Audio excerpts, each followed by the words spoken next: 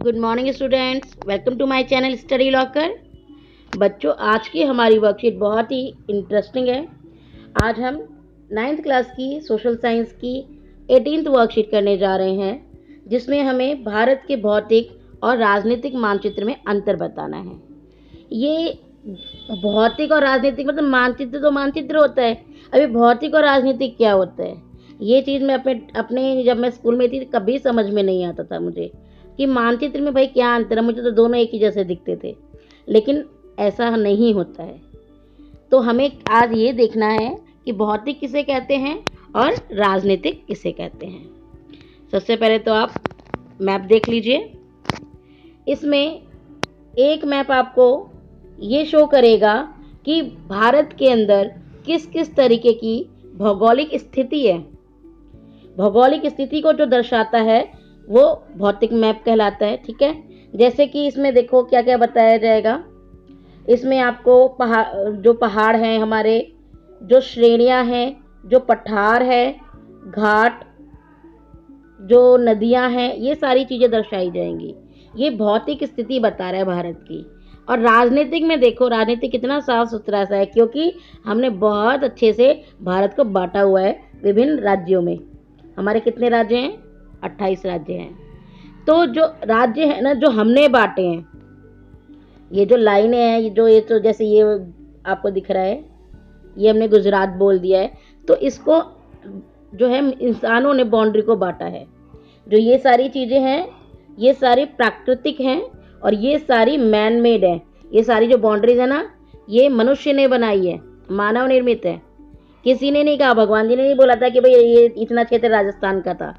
हम लोगों ने भाषा के आधार पर अपने राज्यों का जो है गठन किया, और जिसके आधार पर इस क्षेत्र के लोग राजस्थान के अंतर्गत आते हैं, तो ये क्षेत्र राजस्थान हुआ। ठीक है, तो जो देशों को दिखा रहा है वो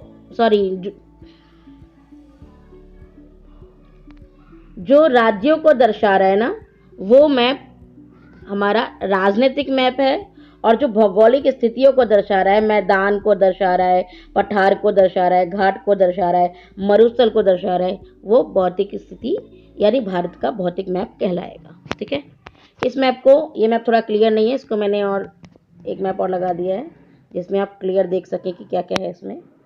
देखिए इसमें क्या क्या चीज़ दर्शाई गई है भाई, बड़ी सारी चीज़ें हैं। ये तो पूरा हिमालय आपका दर्शाया गया है। हिमालय को भारत का संतरी कहा जाता है। संतरी मतलब ऑरेंज नहीं, संतरी का मतलब होता है चौकीदार। जो भारत में ठंडी हवा, बहुत ठंडी हवा आ सकती थी, उन्हें पर्वत ने रोक लिया है और वो उधर ही ठंडी होकर के रुक जाती हैं, वरना ये सारा एरिया हमारा ठंडा हो जाता। ठीक है ना। देखो इसमें क्या क्या चीज़ दर्शाई गई है आपको। इसमें ये सिंधु नदी तंत्र नज़र आ जाएगा, ये झेलम, रावी, सतलुज वगैरह नदी आपको नज़र आ जाएगी। चंबल नदी, यमुना नदी, गंगा, घाघरा, माही, तापी, ये सारी नदियाँ इसमें दर्शाई गई हैं। ठीक है, और क्या दिखाया गया है? छोटा नागपुर का पठार ये रहा, दक्कन का पठार ये रहा, आपका मालवा का पठार ये रहा। पठार दर्शाए गए हैं। ठीक, आपके गारो, खासी जयंतिया, अरावली श्रेणी, विंध्य श्रेणी, सतपुरा श्रेणी। ठीक, इसके अलावा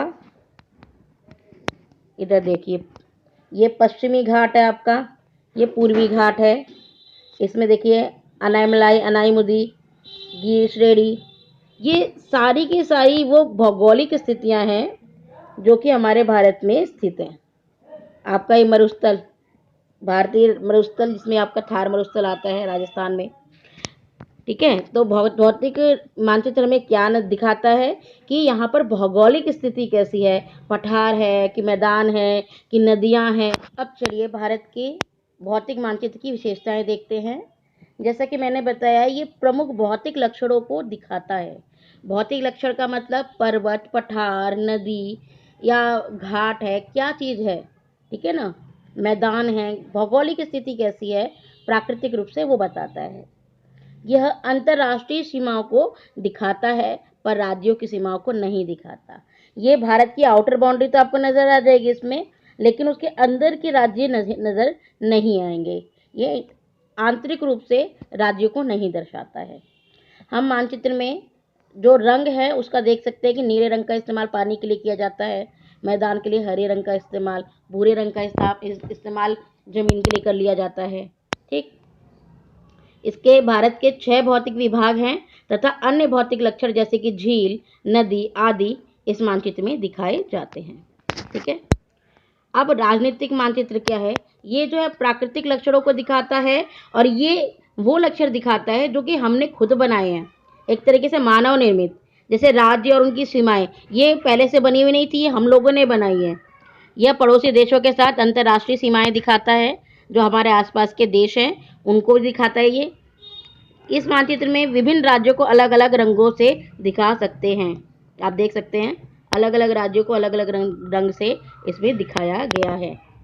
ये राजस्थान है, गुजरात है, ये हमारा महाराष्ट्र, कर्नाटक। ठीक है, भारत में 28 राज्य, 8 केंद्र शासित प्रदेश हैं और हमारे 9 पड़ोसी देश जो है इस मानचित्र में दिखाए जाते हैं। चलिए क्वेश्चन आंसर की तरफ चलते हैं हम। चलिए क्वेश्चन नंबर 1, भारत के राजनीतिक मानचित्र की कोई एक विशेषता लिखिए। राजनीतिक बोला है तो आप बता देंगे कि राज्य और उसकी सीमाएं दर्शाता है। भौतिक मानचित्र तो भौतिक लक्षण, भौतिक लक्षणों में क्या आते हैं? नदी, पठार, मरुस्थल, मैदान आदि। भारत की कोई एक भौतिक विशेषताएं लिखिए। इसमें आप बता सकते हैं इसे 6 भौतिक भागों में बांटा जा सकता है, जिसमें से जैसे थार का मरुस्थल। क्वेश्चन नंबर 4, भारत की कोई एक राजनीतिक विशेषता लिखिए। इसमें आप बता सकते हैं भारत के जो राज्य हैं वो 28 हैं और 8 केंद्र शासित प्रदेश हैं। क्षेत्रफल के आधार पर गोवा छोटा है तथा राजस्थान सबसे बड़ा है। आप कुछ भी इसमें बता सकते हैं जो राज्य के आधार पर हो।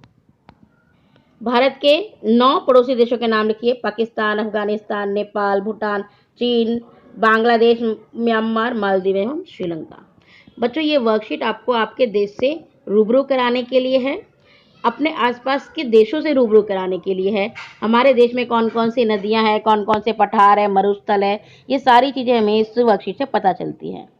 अगर आपको ये वीडियो पसंद आई हो तो आप मेरी वीडियो को लाइक ज़रूर करें, चैनल को सब्सक्राइब करें और वीडियो इसी तरीके से प्राप्त करते रहें। धन्यवाद।